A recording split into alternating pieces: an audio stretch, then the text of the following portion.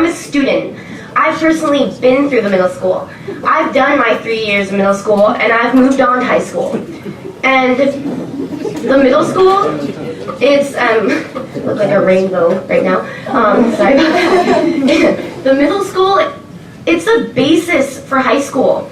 Like, you can't just move the middle schoolers up and expect everything to be the same. Like, I kind of want to cry right now because this is, the middle school, it made me who I am today. And if I didn't have the middle school and if I didn't have the teachers, I wouldn't be who I am today. I wouldn't have developed passion for things that I love, and I wouldn't have been like such a strong person because like I have a little brother in the middle school. I have a little sister in the primary school or the elementary school, and I want them to experience the middle school as I did. And I want them to be able to cherish the teachers and to learn and to not just skip out. Like, you guys don't, like, putting 6th graders or 7th graders or whatever grade in a school, 11 and 12-year-olds in a school with seniors who are almost 18, who are 18, a lot of them, who are adults. That doesn't work. You have to.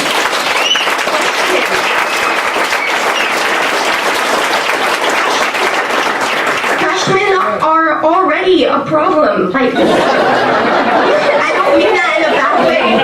Freshmen are immature. I was crazy as a freshman. I'm still kind of crazy, but they don't understand. Like, you say you're going to separate us, but we're still going to be together. Like, in the same sense.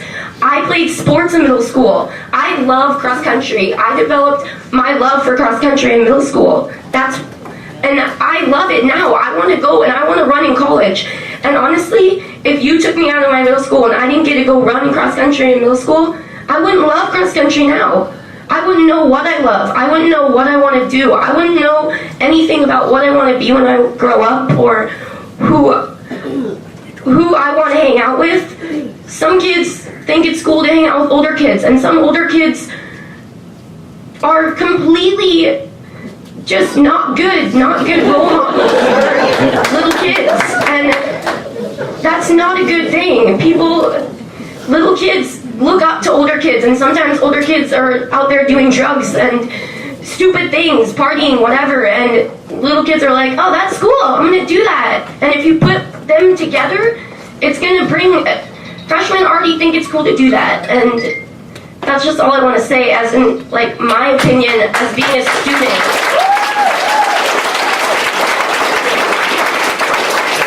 There is an autonomy in having the middle school and the elementary school and the high school and fitting where you can. I mean, you cannot replicate that, and this group of kids is going to lose out on a lot of life experiences that, you know, oh, big deal, our district's getting smaller. Well, it can keep getting smaller, and we can fit them all in the high school.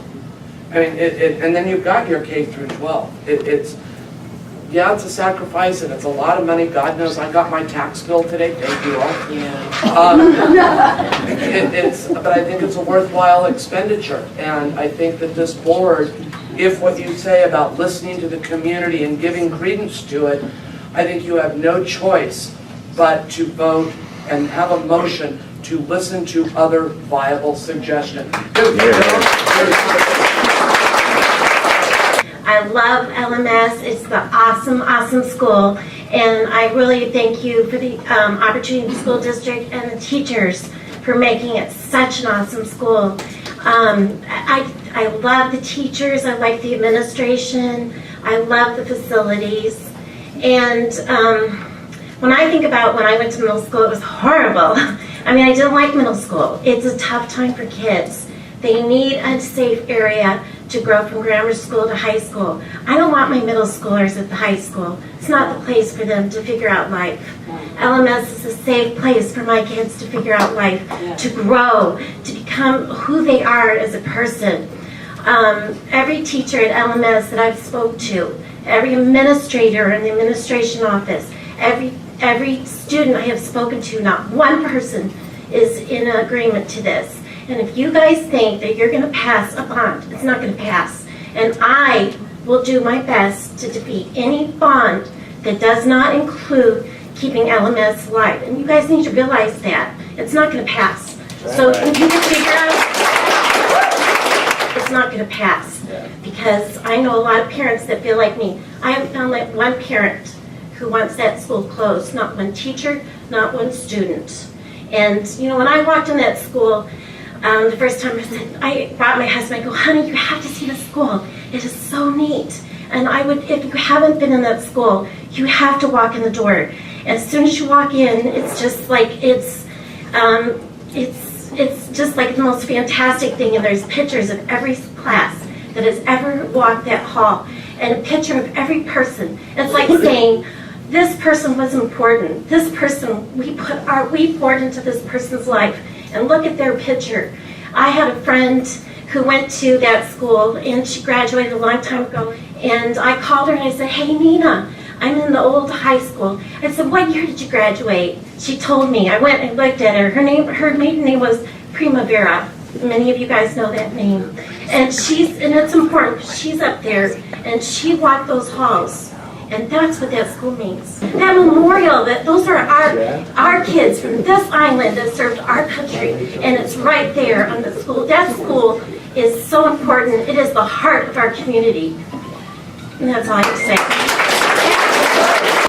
So I just wanted to let all of you know that I did send a request to the board for a resolution, and it was similar to Mark's. In that I asked the board to examine all plans, A through F, with a cost analysis, an educational model, and a process for implementation.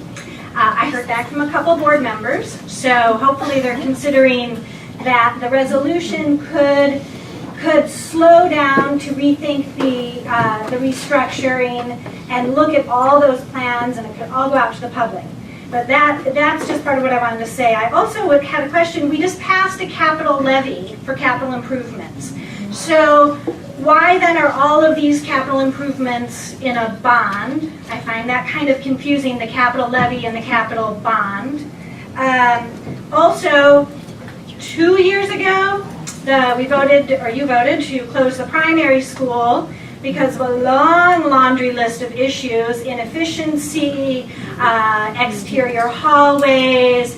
It's back on the table, there's still classes there, and now things are kind of moving back in, which, if I recall from the July meeting, was exactly the kind of patchwork we wanted to avoid, you know, holding it open and then moving back in and moving out and moving here and moving there. So I really would like you to address that.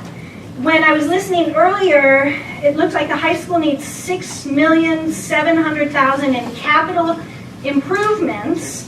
And I recall from the July vote that the reasoning for closing the middle school was because it would cost $2 million in capital seismic improvements. So I find there a huge discrepancy between those two numbers. Then we're putting $519,000 into Bayview School, which, believe me, I know special populations. I have special populations for 48 kids. So I'm wondering if maybe we couldn't relocate Bayview School and say $519,000. Next, you talked about, you know, all the great possibilities for Langley Middle School after it's Langley Middle School. And so I'm wondering how you're going to address selling or leasing the property if you haven't done the seismic work and it's not up to code. And then finally,